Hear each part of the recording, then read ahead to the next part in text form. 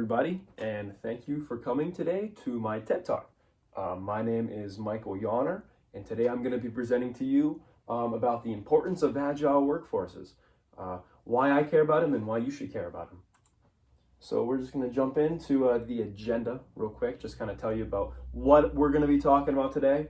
First, we're going to cover what makes a workforce agile. Why use the word agile? What does it mean? Agile is an adjective. Why use the word agile to describe a workforce? You know, workforces aren't, agile is a word used to describe something that's quick and fast. So why the word agile? How does that kind of flow together? We're going to talk about that, and then we're going to kind of get into the premise of it, why you should care, why I care about them, and why I'd like to hopefully have you leave today's presentation and you also care about them. My goal is to extend that level of caring to you about agile workforces, why they're so important to me, why I hope they're important to you. And if the reasons that I give you to care about them, if you don't care about those and they don't convince you, I will give you some more reasons to care about them. Just a couple more reasons why they're so important, that they're so influential going forward in the world of business, why we should all be caring about them. And then when you finally do care about them, if it doesn't work the first time, it should work the second time. And after that, we're going to show you how to show that you care, how to actually take what you learn here today and implement it into your workforce, how to be doing that, the proper way to do that. And then after that, we're going to show you companies that have failed in the past. We'll show you a couple different companies. One of them is a company that failed to care. They didn't care enough. They let it kind of go wayward. And in the end, they suffered greatly from that. A lot of problems, irreversible damage done to their company, eventually declaring bankruptcy. But we'll get to that later. And then after we talk about someone that's failed, and hopefully we can learn from those experiences and not do that in our business. Companies that really cared, we'll get into that. We'll show you someone who really did care about this, and they implemented it very well, and it's working out great for them. And then if I go through all of this, and you're still sleeping and not caring, hopefully, in the end, when I recap, you'll maybe take something away from it. But let's get started. Let's just jump right in, and hopefully you learn something here today.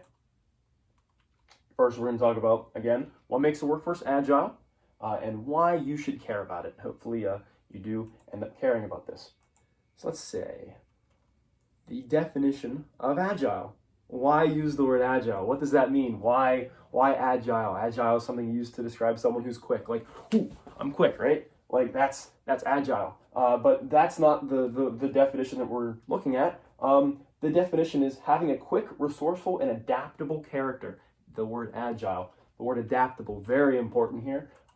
It is very, very, very, very important. Adaptable is the biggest thing about agile workforces, why they're so important in business. Any problem can be thrown at them, and they can adapt quickly and bounce back from any problem. So that's what we're going to get into. What makes a workforce agile? Agile equals quick and adaptable. Two very, very key components and traits of agile workforces that make them so powerful and so effective in business. Why teams that work together to achieve ever-changing goals. These teams, they work together and they set goals. And these goals, they're not just straightforward like this diagram here shows. They're not just in a straight line. They might go out one way, go out the other way. Things might change about them, but in the end, they're so adaptable and they can overcome pretty much anything that they'll move past that and they'll get to the end product. They'll get where they want to be in the end, no matter what obstacles they have to overcome for that. There's no hierarchy in these teams. That's a big problem with a lot of businesses, is the hierarchical system. Yeah, that's it. The hierarchical system, you have a boss, and then the boss tells the other people what to do, and they just kind of do that. No one asks any questions because that's what you're used to. In an agile team, everyone kind of works together. Everyone has ideas. Why not have everyone put their input in? Give your input. Let your voice be heard. You matter. You matter as a part of the team. So let's show that. Teams are fluid and dynamic. Basically, going back to the no hierarchy thing, the team meshes well together. They all work together to achieve one common goal. No one is telling the other people what to do. Everyone is kind of on a level playing field, and they all can work together, put their minds all in the same field, and get to the end and work together. And no member is stuck in one job. Anyone on the team can do anything. You're not told you have to file paperwork, you have to write the report, you have to take the notes of the meeting. Everyone can work together to try and achieve this same goal. If you think you could do something well, like if I thought I could do something really well and benefit my team, why wouldn't I put that forth and ask, even though it's kind of not something that I'm used to doing, but I want to. If I think I do a good job at it, why wouldn't I, Come on. Now we're going to get into why you should care. So all of that aside, why do you care about what I just said? You need to be ready for change. Everyone that works in business is going to encounter some sort of change, whether it's in your customer base, the products you're putting out, or changes in the market. The world is changing and always moving forward. I mean, like whenever I was like 10, I had an iPod Nano. The thing was about this big and it clipped to your belt right here, clipped to your pocket, and had a little headphone jack that came out. You plug headphones in and that was how you listen to music. About 2 years later, they came out with screens. An iPod, I think it was a shuffle. I didn't have one. And they're about yay big, and they would go in your pocket and you had a screen you can pick music from. And then about 2 years later, the iPhone came out. Everything is just consistently moving forward and changing and evolving. And some companies like BlackBerry, they didn't evolve and change what they were providing customers in this ever-changing and moving forward market. And they fell behind, and guarantee you no one in grade school now knows what a BlackBerry is. But that's the whole point. They died out. No one cares about them anymore because they didn't move forward. They didn't adapt. New tech, new competitors. Exactly what I was saying. BlackBerry had this cool phone. They thought it was great. Everyone loved it. I know Barack Obama had a BlackBerry. He was the first president to have a BlackBerry. And then Apple came around with the iPhone. BlackBerry didn't do anything about it, and they didn't care. Companies are always tied down with their structure. Companies like BlackBerry, in a sense, they were so used to what they were doing and the success that they had, the immediate success, that they didn't really care about anything going forward, changes that they should have been making. So they didn't, and they failed because of it. So that is one of the reasons why you should care. Always have to stay on your toes. Stay ready. BlackBerry was not ready for Apple to come by with this new and amazing phone. They didn't think anything of it. They didn't care enough to do anything about it. And you see what happened to them. So we're going to jump back to the agenda, in case you fell asleep there. We're not talking about that anymore. We're moving on to more reasons why you should care. If you were sleeping there and you didn't hear the first reasons, hopefully I'll catch you with the second set. And then we're going to move on to how you can show me, how you can show everyone that you care about what Agile workforces are and you care about implementing them into your company. More reasons to care. Innovation and creativity, they're the way forward. I mean, we all know that. Everything is moving forward constantly. If you're not innovating, you're falling behind. It's as simple as that. If you're not moving forward and making good changes to your company, someone else is, and no one's going to care about you anymore.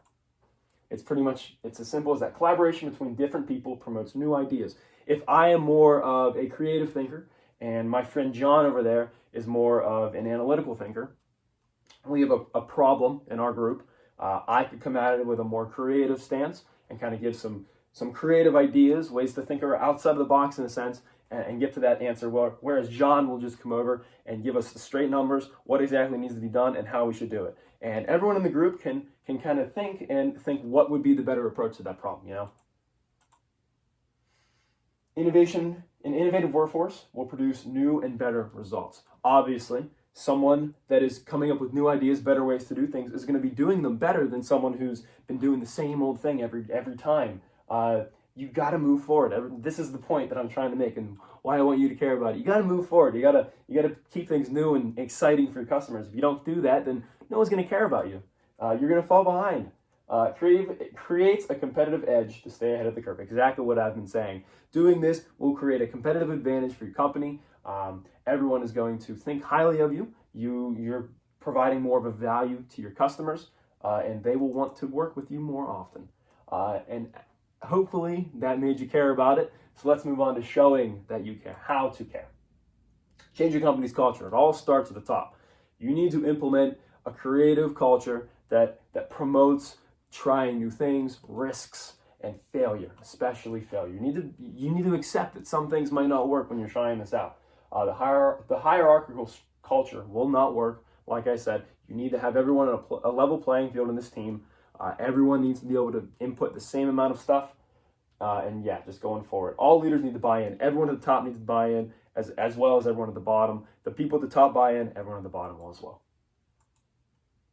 Take risks and experiment. You really need to take risks here. Like I said, you will fail. Failure is going to happen. It won't be perfect the first time. Obviously, it will not be perfect the first time. Things will happen, problems will happen. You need to adapt and overcome those problems. We're jump back to the agenda. We're not talking about this anymore. We're going to jump to the companies that failed and the company that succeeded.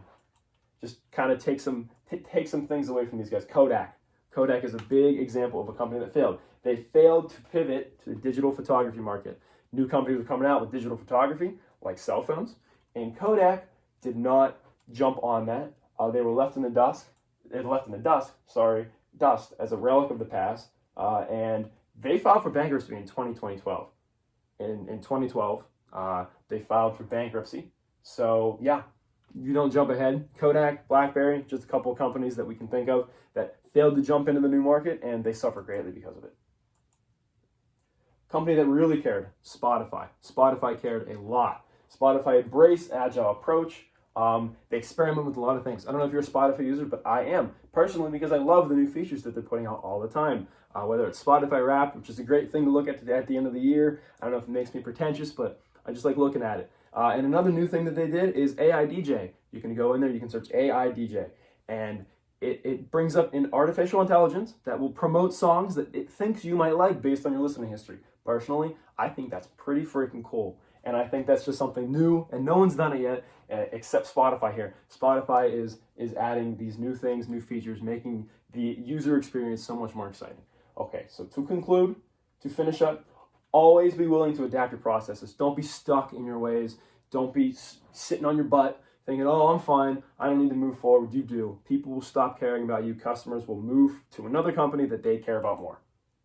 Stay ahead of the curve. Do not fall behind. Like I just said, customers will only want to do what's new and best and exciting for them. They're not going to want to sit on their butts like you all the time. They need to move forward, so should you. You need to keep up with them. You need to stay ahead. You need to provide things that they want to do. Change your company culture to be adaptive and friendly, to be friendly to adaptation. You need to change the culture in the company. It all starts at the top, and if the top level can implement this level of, we want to try new things, we're giving you the reins, you make mistakes, give us new ideas. That is such a good way to start this, to start implementing these agile workforces.